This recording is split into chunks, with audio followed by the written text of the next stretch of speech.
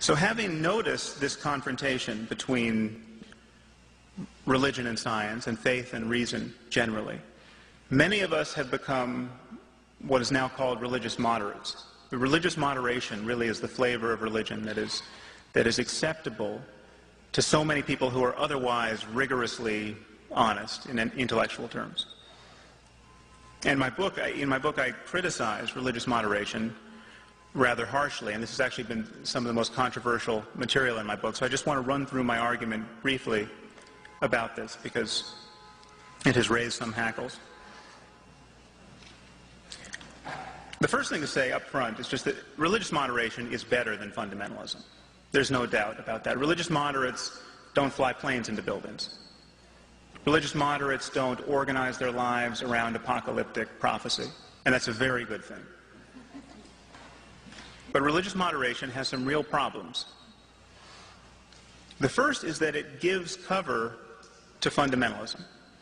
Because religious moderates have made it taboo to criticize faith. They want faith respected. They want the whole project of being religious, being identified as a Christian, a Muslim, a Jew, to be respected. That it is impossible to call into question this basic project. The ethical tenability of raising a child to believe he's a Christian as opposed to anything else. And under the cover of this respect, we are now powerless to say the very harsh and necessary things about religious extremism that we need to say, because it is taboo. You have to respect faith. Religious moderation prevents us from even noticing the differences among our religions. It is taboo to notice that all our religions are not teaching the same thing. They're not all equally wise, and where they do teach the same thing, they don't teach it equally well. I mean, where are the Tibetan Buddhist suicide bombers? If you think for a moment that the kind of violence we see in the Muslim world is born of the Israeli occupation and our misadventures in Iraq, we should see Tibetan Buddhist suicide bombers. The Tibetans have suffered an occupation every bit as brutal and far more cynical than any that we or the British or the Israelis have imposed upon the Muslim world. Something like 1 million, 1.2 million Tibetans have died since the Chinese occupation. Where are the throngs of Tibetans in the streets calling for the deaths of Chinese non-combatants? Where are the Tibetans blowing themselves up on Chinese buses, at weddings, in crowds of children, in front of the offices of the Red Cross and the UN? It's not happening. It's not likely to happen.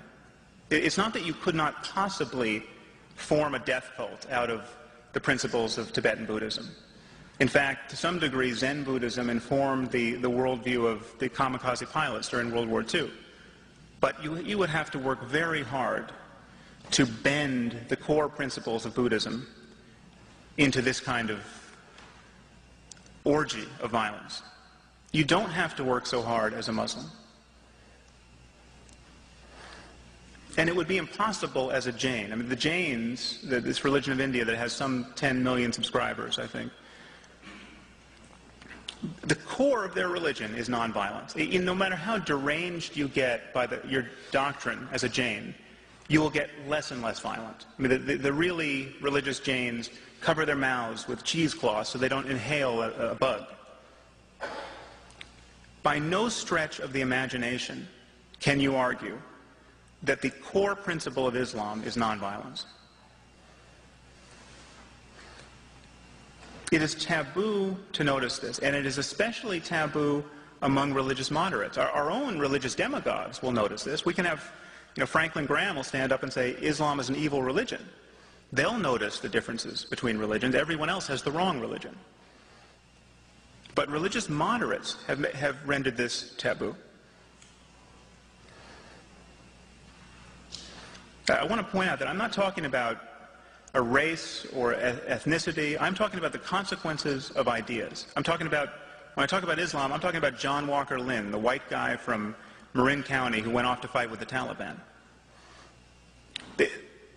We are at war, to digress briefly into our current situation. We are at war with Islamic fundamentalism.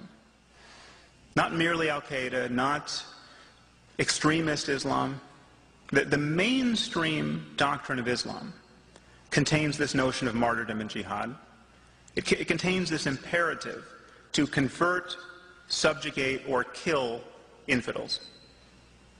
Anyone who says it doesn't has not read the Quran, has not read the Hadith, or is lying about them. It is taboo to notice this. If you doubt this, if you think, I'm sure there are people in this room who are still thinking, no, it can't be religion. This is lack of economic opportunity. It's lack of educational opportunity in the Muslim world. Just contemplate for a moment the biographies of the 19 men who woke up on September 11th, 2001 and decided to slit the throats of stewardesses and fly planes into buildings. Okay, these guys were college educated to a man. Many of them had PhDs. Many of them had been educated in the West. They were middle class or better. I don't know how many architects and engineers need to hit the wall at 400 miles an hour for us to get it into our heads that this is not merely a problem of education or economics. These were not guys who had spent a lot of time agitating about regime change in the Middle East. These were guys who spent an inordinate amount of time at their local mosque in Hamburg talking about the pleasures that await martyrs in paradise and demonizing infidel culture. The circumstance we are in is much more sinister than many want to realize. It is possible to be so well educated that you can build a nuclear bomb and to still think you're going to get the 72 virgins in paradise. That is how partitioned the human mind is, and that is how balkanized our discourse is. That is how immune religious propositions are to critical pressure, conversational pressure in our discourse. 40% of scientists believe in a biblical God.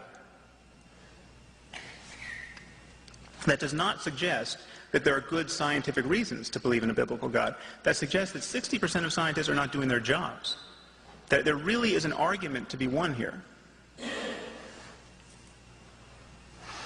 So the problem with religious moderation, another problem, is that moderates are blinded by their own moderation. A moderate doesn't know what it's like to be certain of paradise. A moderate doesn't know what it's like to be certain of God, to be certain that the book he keeps by his bedside is the perfect word of the creator of the universe. And so when the moderate sees the jihadist in the video camera saying things like, "We love death more than the infidel loves life," and then he blows himself up, it's the moderate who's left wondering, well, that couldn't be faith. That is propaganda, I don't know what that was, but that's not religion.